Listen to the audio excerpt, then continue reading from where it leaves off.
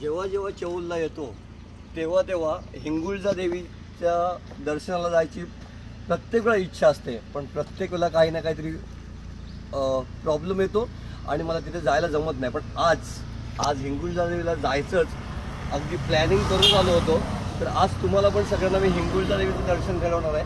चला जाऊया तर आपण हिंगुळजा देवीच्या मंदिराजवळ. चला.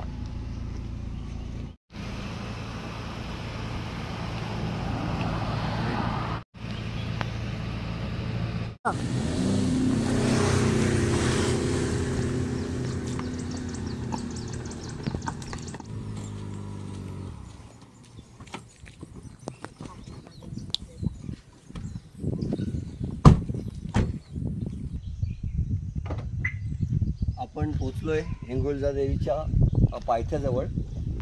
इथे चौलमध्ये ह्या देवीला हिंगलाई देवी पण म्हणतात, हिंगुळजा देवी पण म्हणतात. आणि आत्ता हे जे नवीन नाव यांनी आत्ता जो एंट्रन्स बांधला आहे त्याचं नाव आता हिंगलाज माता मंदिर.